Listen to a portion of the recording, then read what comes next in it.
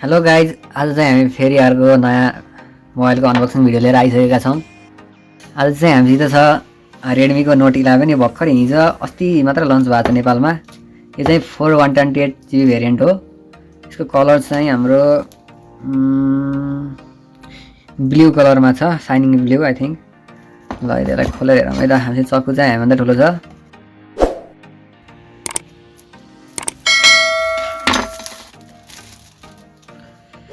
हामीसित box छ यहाँ चाहिँ हजुरको made in China Twilight blue भन्दो रहेछ। 4GB RAM 128GB Rome. Redmi note 11। अरू चाहिँ बक्समा केही दिएको छैन। That's all. यसको लुक्स हेरौँ। यहाँ चाहिँ सुरुमा कभर दिएको जस्तो छ। चाहिँ फोन रहेको छ। फोनलाई पहिला साइडमा राखौँ। यसमा के छ हेरौँ। सिम इजेक्टर टुल रहेछ। अब यो हाम्रो नन अफ माई बिजनेस जस्तो यहाँ लट्स अफ बुक्स है गाइज। हामीलाई केही पनि चाहिँदैन। कभर चाहिँ सफ्ट कभर रहेछ, ट्रान्सप्यारेन्ट होला जहाँसम्म। 6-7 महिनामा यो कभर यस्तो छ, रातो हुन्छ एकैचोटि। अहिले चाहिँ एकदम राम्रो देखिया। अहिले चाहिँ हामीसित सिम ट्रे बाहेक केही पनि छैन। यहीँ राखौँ। अरू हाम्रो बक्समा छ। बक्समा रहेको छ made in China type C charger रहेको छ। भने हामीसित चाहिँ एकदमै फास्ट चार्जर 33 वाटको चाहिँ हामीसित चार्जर दिएको छ। यो चाहिँ निक्लिन मानेन। तपाईँ हेर्न सक्नुहुन्छ यहाँ चाहिँ 33 वाटको फास्ट चार्जर हो यो। अब हाम्रो बक्समा यति नै थियो। अब सिधै जाउँ मोबाइलतर्फ। मोबाइलको लुक्स हेर्नुपर्दा चाहिँ पछाडिपट्टि चाहिँ पहिला रेडमी नोट 10 मा चाहिँ ग्लास फिनिस थियो। यसमा चाहिँ यो फिङ्गरप्रिन्ट नबस्ने जस्तो प्लास्टिकको दिया रहेछ यो। तर हेर्दाखेरि चाहिँ राम्रो छ यो। प्रिमियम हल्का फिल हुन्छ, त्यस्तो प्रिमियम फिल हुँदैन। अनि साइडमा चाहिँ सिम ट्रे दिएको छ। सिम ट्रे हाइब्रिड दिएको छ कि दुईटै सिम। यो चाहिँ स्प्ल्यास प्रुफ होला, हाइब्रिड रहन्छ। यसमा चाहिँ हामीले दुईटा सिम र एउटा एसडी कार्ड सजिलै इन्सर्ट गर्न सक्छौँ। अब तलतिर चाहिँ हाम्रो माइक दिएको छ, युएसबी पोर्ट र यसमा चाहिँ डुअल स्टिरियो स्पिकर्स छ। त्यो जुन चाहिँ यो लो रेन्ज फोनहरूमा चाहिँ एकदम राम्रो कुरा हो। यसमा चाहिँ इयरफोन 3.5mm इयरफोन ज्याक पनि दिएको छ। आएर ब्लास्टर छ माथि। साइडमा भोल्युम बटन र पावर बटनमा चाहिँ फिङ्गरप्रिन्ट सेन्सर। यसलाई बुट गरेर हेरौँ है त।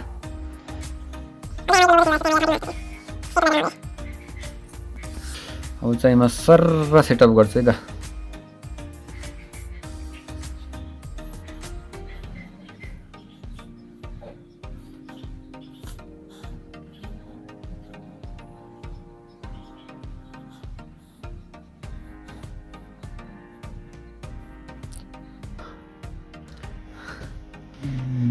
फाइनल्ली हाम्रो सेटअप कम्प्लिट भइसकेको छ। यहाँ चाहिँ हामीले देख्न सक्छौँ यो चाहिँ अलि रेडमी नोट 10 भन्दा अलिकति स्याचुरेटेड बडी जस्तो देखिँदो रहेछ बाहिर हेर्दाखेरि। त्यस्तो ओभर पनि छैन, अलि बढी।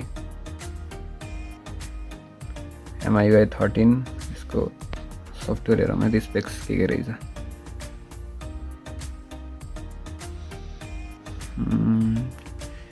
यसमा चाहिँ अति नै राम्रो फिचर चाहिँ के छ भन्दाखेरि चाहिँ एमुलेट डिस्प्ले दिएको छ, जुनमा चाहिँ 90 हर्जको रिफ्रेस रेट छ। जुन चाहिँ नर्मल फोनमा चाहिँ हजुरको एमुलेटमा चाहिँ जहाँसम्म दिँदैन, एलसिडीमा मात्रै दिन्छ यो रिफ्रेस रेट 120-90 हर्ज चाहिँ।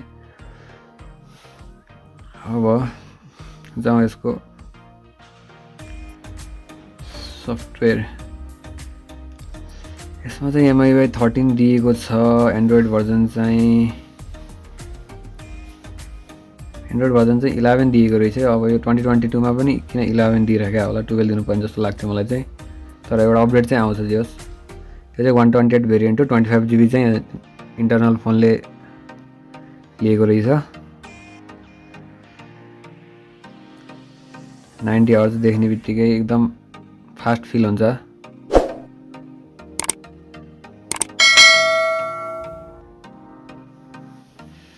र यसमा क्यामेराको कुरा गर्नुपर्दा चाहिँ यसमा 50 मेगापिक्सल मेन क्यामेरा छ भने यसमा 8 मेगापिक्सल अल्ट्रा वाइड क्यामेरा र 22 मेगापिक्सल म्याक्रो र डेप्थ क्यामेरा रहेको छ। यसमा फ्रन्टमा चाहिँ 13 मेगापिक्सलको सेल्फी क्यामेरा रहेको छ।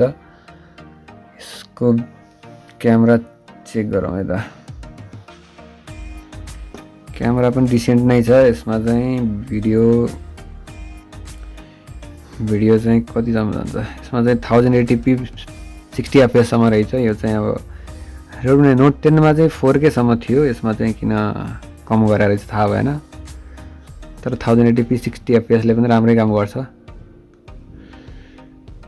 अब अरू चाहिँ यसमा दिएको छ पोर्ट्रेट मोड 50 मेगापिक्सलको क्यामेराबाट खिच्नको लागि चाहिँ यहाँ मोरमा गएर खिच्नुपर्ने हुन्छ।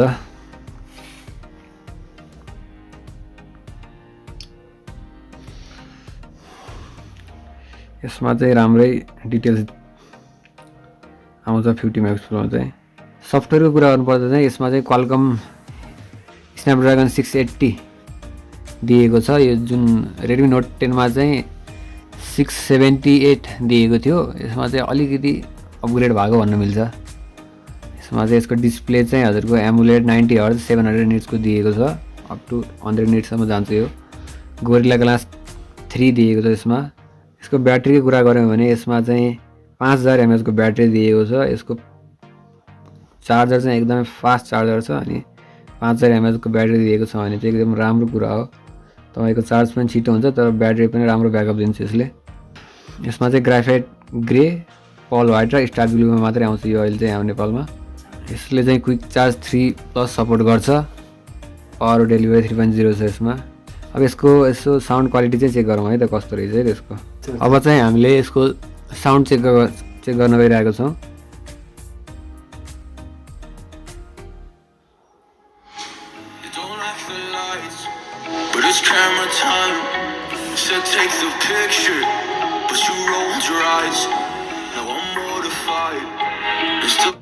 साउन्ड चाहिँ अति नै बवाल रहेको छ कि यसको साउन्ड चाहिँ मलाई अति नै मन पर्यो। साउन्ड र डिस्प्ले यति नै हो। नर्मल डेली युजको लागि चाहिँ एकदम राम्रो छ यो फोन। गेमिङ पनि हल्का फुल्का गेमिङ गर्न सकिन्छ यसबाट। हामीले PUBG फ्री फायरहरू खेल्न सकिन्छ। That's all. Thank you for watching this video.